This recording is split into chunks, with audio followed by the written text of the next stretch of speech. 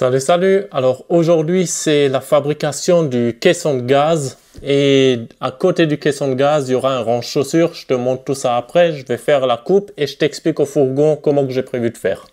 J'ai acheté une nouvelle lame, une 48 dents Festool spéciale pour bois mélaminé, plaquage bois véritable. Donc normalement j'aurai moins d'éclat.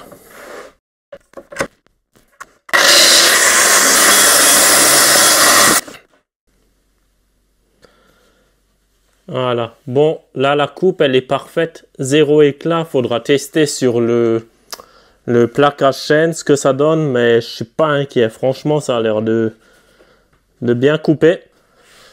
Donc ça c'est des panneaux bruts de chez Platen Laden, des Kenply en épaisseur 15. Niveau tarif, faut pas comparer du stratifié avec du peuplier brut, hein, parce que là pour info le panneau il est à 119 € en épaisseur 15. Le peuplier, il y a 1 an et demi au Leroy Merlin, je l'ai payé 100 €. Donc tu vois, c'est 19% plus cher, moins les 5% de mon code promo. Tu arrives à une hausse de prix de 15% pour du bois qui est 20% plus léger. Donc voilà, à voir. Et pour rappel, regarde le nombre de plis que tu as sur les Kenply par rapport à du peuplier de 15. Alors ça sera le caisson de gaz avec l'emplacement de la bouteille ici.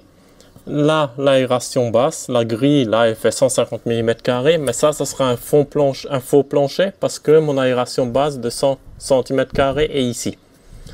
Donc voilà, mes parois latérales du meuble seront siliconées au sol. La bouteille, elle reposera comme ça sur un faux plancher. Donc là, j'ai au moins 100 cm² d'aération vers le bas. Une fois que les gaz potentiels, s'il y a une fuite, sont ici, ils s'échappent ici par mon trou de 100 cm². Donc l'aération basse, pour moi, elle est respectée. La forme du caisson est un peu spéciale, c'est pour pouvoir ripper un peu plus la bouteille à gaz. Donc, une fois que tout est en place, par au-dessus, entre mon panneau électrique et le mur là, j'aurai encore 10 cm d'espace pour accéder aux vis pour démonter les feux arrière. Donc là, il y aura le panneau. Et là, ça sera fermé avec des étagères pour ranger les paires de chaussures. Pour ceux que ça intéresse, je vous mets la référence de la lame que j'ai mise sur la scie circulaire Festool. Franchement, les coupes, aucune bavure. Sur la scie sur table, pareil, je vais utiliser une nouvelle lame avec beaucoup plus de dents que celle que j'ai actuellement montée. Mais de la marque Freud, j'ai pas trouvé de la marque Festool pour ma scie sur table. Donc j'ai pris du Freud. Quand j'ai vu ma fraise de défonceuse de la marque là, franchement ça a l'air d'être la bonne cam, donc je suis pas trop inquiet. Je vais monter ça dessus et on va faire des essais. Je vous mets la référence en description. Bon, par contre c'est des lames, voilà, ça coûte cher. C'est comme tous les bons outils coupants. Voilà, à l'usinage c'est pareil. Quand tu payes 15 balles une petite plaquette de 5 grammes, voilà, mais c'est comme ça.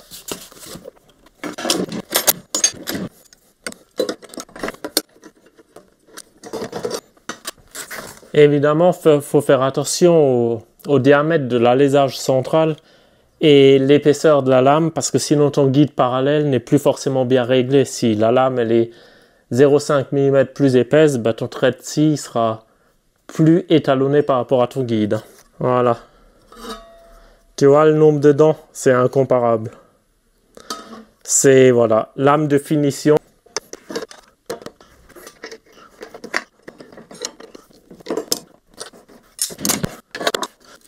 Et une lame, plus elle a dedans, plus elle coûte cher, ce qui est un peu normal, franchement, parce que plus il y a d'arêtes de coupe à rectifier, à usiner, forcément, chaque assise de plaquette, chaque brasure de plaquette en carbure, c'est un coût supplémentaire. Donc souvent, les lames de finition sont plus chères que les lames d'ébauche, parce qu'elles ont beaucoup plus de dents.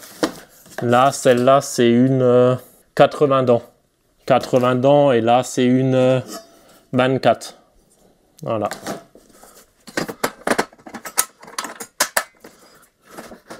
Je vais juste faire une coupe témoin et mesurer, voir si ma distance est bonne. Ah tiens, j'ai du stratifié de chez Platen Laden, on va directement essayer là-dedans.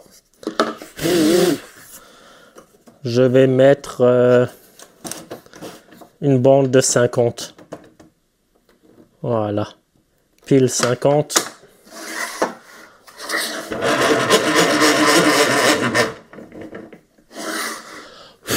Allez, on va voir ce que ça donne.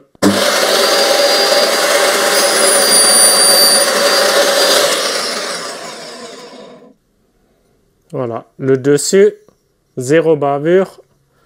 Et le dessous, 0 bavure aussi. Ben, c'est prometteur, hein.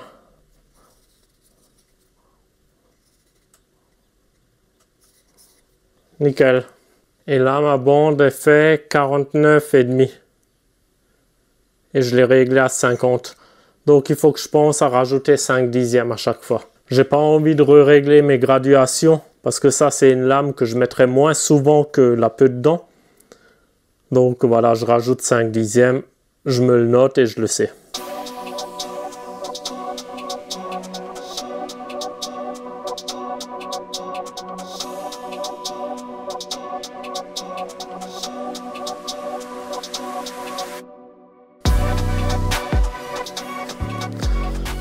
C'est un plaisir. Qu'est-ce que je me suis fait chier avec en fabriquant mon meuble de cuisine avec les lames d'ébauche. Franchement, j'avais toujours des éclats. Bon, tant pis, c'est en faisant qu'on apprend, hein. Je coupe exprès à contre-fil parce que quand tu es dans le sens du bois, il y a moins d'éclats que quand tu coupes à contre-fil. Donc, exprès, je vais couper à contre-fil.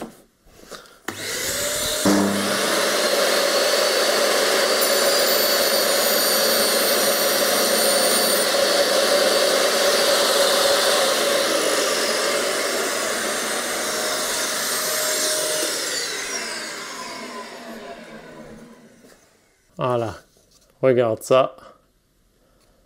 Au-dessus. Et en dessous, pareil. Quand ils disent dans la description des lames que c'est fait pour ne pas créer de bavure ni au-dessus ni en dessous, ben, ils tiennent leurs promesses. Bon, après Freud, hein. Tous les menuisiers bossent avec eux. Freud, Festool, c'est peut-être pas pour rien.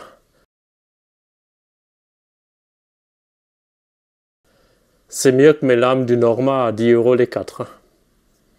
Heureusement.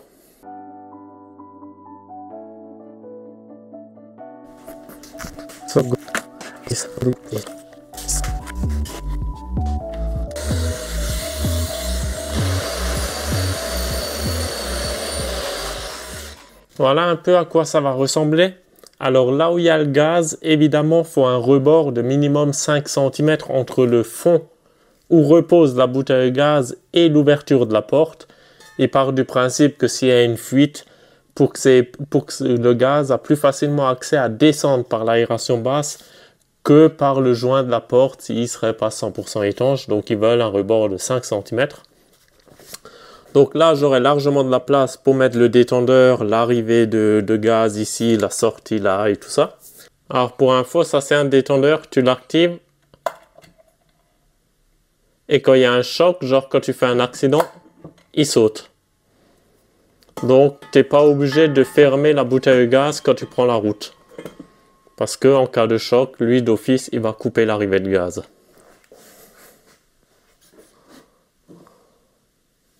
Là, j'ai dû faire des coupes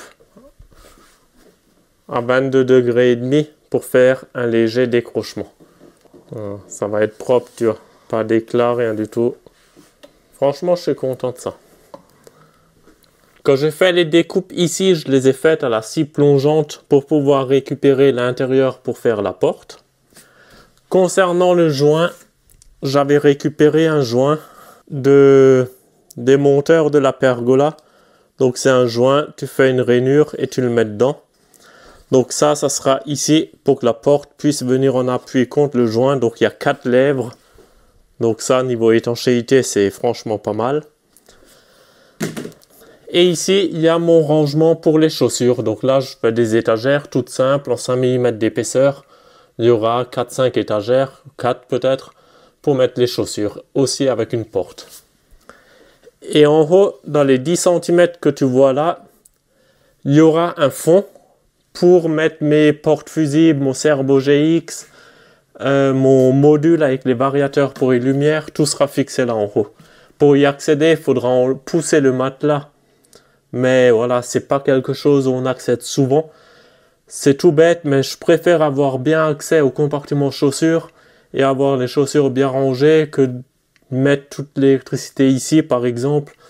Avoir une porte, bien avoir accès aux fusibles. Je suis d'accord, c'est pratique le jour où tu as un problème. Mais théoriquement, les fusibles, tu n'as jamais à les changer. Il y a certaines voitures qui ont 250 000 km. La boîte à fusibles n'a jamais été ouverte une fois. Donc voilà, tout sera là en haut. Moi, j'ai pas besoin d'y avoir accès. Théoriquement, c'est pas censé casser. Et si une fois par an, faut ripper le matelas pour faire une maintenance, franchement, c'est pas gênant. Et au moins, je récupère toute la place là pour des choses fonctionnelles. Niveau assemblage, donc j'assemble tout au scotch. Ça suffira largement pour le caisson de gaz. Au moins, le scotch, il fait étanche aussi. Blague à part, ça sera fixé comme d'hab avec des lamellos. Et il y aura un joint d'étanchéité partout dans les angles. Donc là, je mettrai des joints acryliques pour que je puisse bien peindre par-dessus. Donc là, ça sera 100% étanche. Je suis pas du tout inquiet pour ça. Donc maintenant, il me faut encore un passe-cloison et quelques petites conneries. Je vais faire les découpes pour le fond et pour fermer en haut. J'ai aussi commandé les charnières. Donc là, je m'embête pas. Je prends des simples charnières que tu mets en façade. Deux là et deux ici. Donc voilà, petit meuble, mais j'ai hâte que celui-là il soit fait parce que quand celui-là il est fait, je pourrais fixer derrière mon panneau électrique. Ah, pour info, mon panneau électrique il vient comme ça, là j'ai 15 mm de débord. Il viendra là jusqu'à derrière. Donc là, effectivement, j'ai énormément de bois. J'aurai 15 mm du fond là, plus 15 mm de mon panneau électrique. Mais au moins les deux sont bien séparés. Il n'y a pas de risque que si je fixe un module électrique que la vis traverse dans le caisson de gaz, voilà. Donc c'est comme ça, c'est doublé, mais au moins niveau VASP, je suis tranquille. Je sais pas s'ils imposent, voilà. Bon, vu que mon panneau électrique est fait, de toute façon, je vais pas tout redémonter pour le fixer là-dessus. Donc là, tant pis, il y aura double épaisseur. Donc tu vois, là, ça me fait pas mal de place pour mettre tout ce qui est porte-fusible, le Cerbo GX. Donc là, je peux mettre des goulottes, distribuer les câbles partout. Bon, le porte-fusible, il m'en faudra sûrement un deuxième, je verrai ça. Mais voilà, vu qu'il y a mon panneau électrique derrière, je savais pas encore où j'allais mettre tout ça. Et quand j'ai vu là les 10 cm de place plus ou moins perdus, ben, j'en suis dit autant en profiter pour faire un petit local technique, quoi. Donc pour l'assemblage, voilà, je vais pas tout refilmer, c'est comme le meuble de cuisine. Donc si tu veux voir comment que j'assemble avec des lamellos, ben, je t'invite à regarder mes assemblages que j'ai fait pour le meuble de cuisine. Je vais pas refaire 10 vidéos sur le meuble là. Donc voilà, lamello avec voilà, de la colle à bois, assemblage avec des serre-joints. Au moins j'ai pas de trou de vis à reboucher et tout ça. Donc allez, je vais assembler ça et je te reprends tout à l'heure.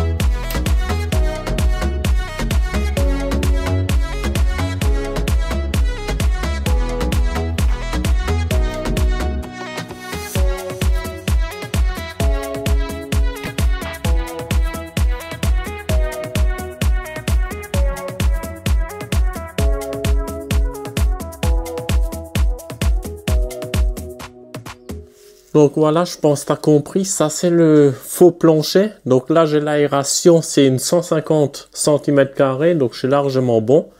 Donc les gaz, potentiellement, ben, ils descendent, ils passent par la grille là. Et ensuite, ici, il y a mon trou de forme bizarre. Et entre le sol du véhicule et le plancher là, ben, il y aura 1 ou 2 cm de vide. Donc en gros, ben, l'aération pour moi elle est ok, tu vois ce que je veux dire, parce que le caisson de gaz tout sera siliconé, étanche, et ensuite je pose là le faux plancher sur des cales de 2 cm. Donc le tout reste dans un caisson étanche. Il n'y a juste pas la grille à la forme bizarre de mon trou de 100 cm², tu vois. Donc ça, je ferai un dessin pour expliquer à Caligaz ou à Adreal s'ils ont, voilà, s'ils demandent des explications, mais pour moi c'est ok. Donc la bouteille elle sera maintenue par 2 sangles qui étaient fournies avec la bouteille gaz, mais au sol je vais encore mettre 4 taquets arrondis pour qu'elle a pile son emplacement là et ensuite sanglée. Donc là elle sera bien maintenue. Pour rappel, si vous ne mettez pas d'aération haute et basse, mais uniquement une aération basse, il faut minimum 100 cm² dans le cas où vous avez une bouteille de gaz.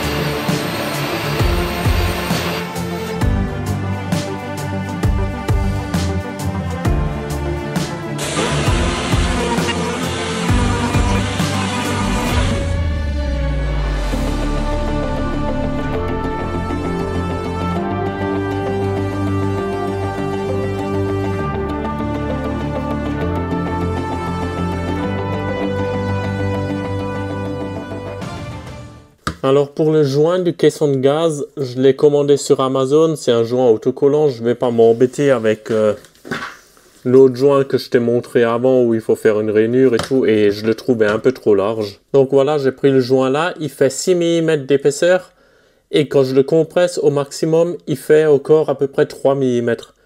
Donc j'ai 3 mm de compression, c'est pour ça, ici j'ai défoncé à peu près 2,5-3 mm, tu vois. Donc quand ça je mets là, collé, je mets le joint, et quand la porte se ferme, ben, le joint il va pouvoir se presser, et la porte elle sera à fleur avec ça. Si tu veux pas t'embêter à faire des baguettes comme ça épaulées, fais la porte plus grande, colle ton joint ici et fais la porte qui se ferme comme ça sur le joint. Ça sera du boulot en moins. Mais bon, moi je voulais la même porte que ici dans mon compartiment de chaussures.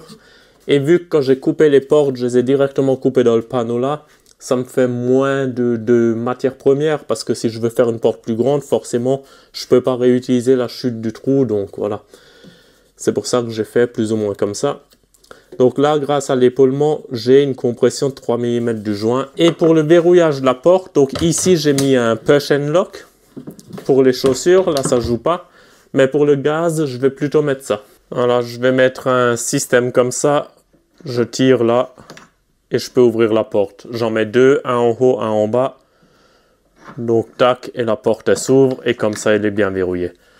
J'ai pas envie de mettre un système push and lock parce que je sais pas si la Dreal va accepter au cas où si elle s'ouvre sans le vouloir. Donc voilà, je vais mettre ça, au moins la porte elle sera bien verrouillée, je pourrai bien compresser les joints, il y aura une bonne tension sur le joint. Et avec deux loquets comme ça, voilà, ça sera parfait.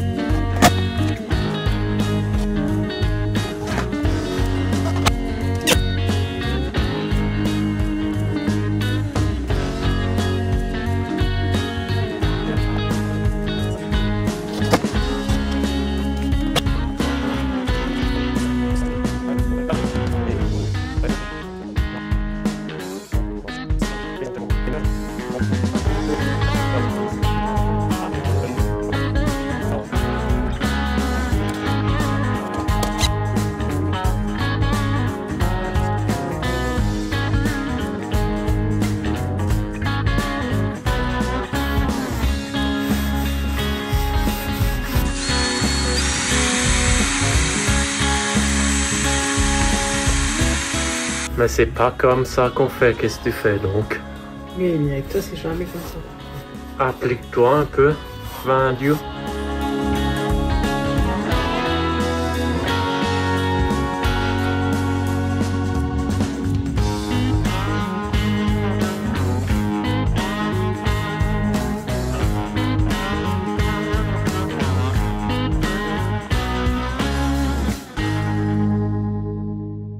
Donc comme d'habitude, hein, j'ai sous-traité la peinture, c'est ma copine qui a peint. Donc on fait toujours le même principe.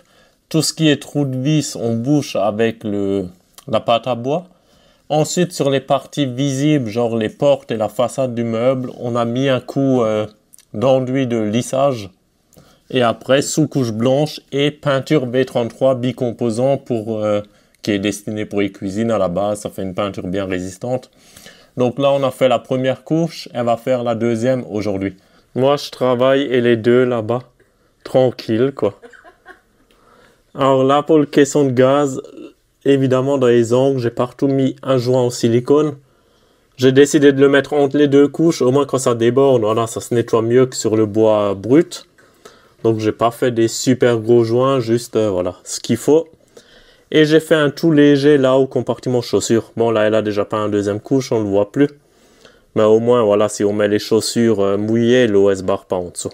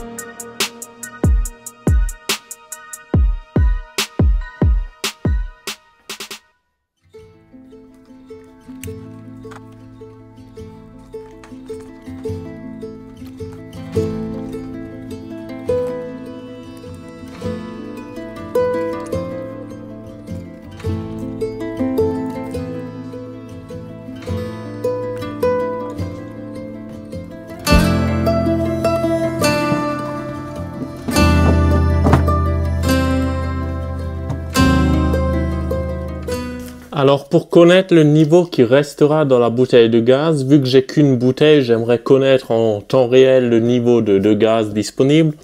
Donc j'ai acheté un capteur à ultrasons. Alors il y a plusieurs marques qui font ça, moi j'ai pris un Mopeka parce qu'il est compatible avec le Cerbo GX. Il y a également Truma qui font un truc que tu colles sous la bouteille de gaz qui fonctionne avec leur application mais qui n'est pas compatible avec le Cerbo GX, donc moi ça m'embête un peu. Donc j'ai pris ça.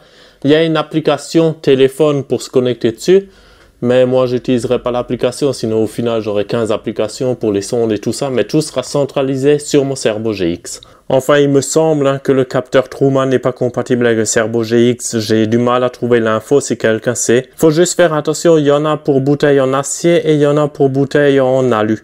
Donc si vous avez une bouteille de gaz en alu, ça sera pas forcément le même modèle. Pour info, c'est pas du tout sponsorisé. Hein.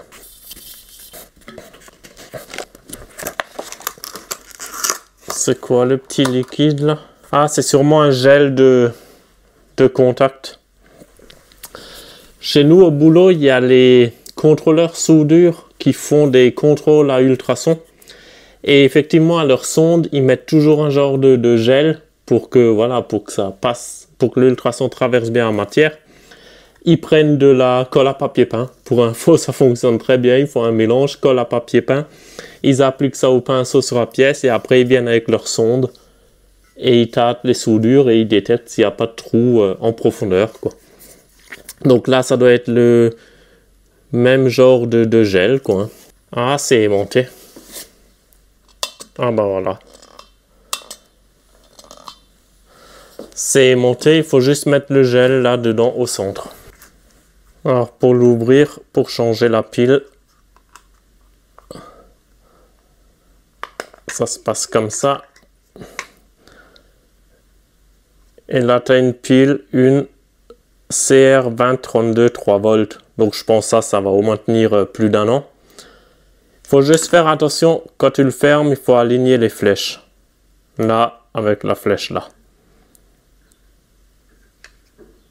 Parce que sinon, là, le bouton, il marche plus. Tac.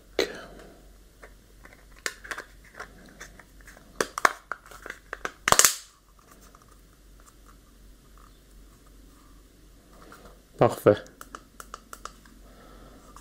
Hop là, on va mettre le gel et je vais appliquer ça.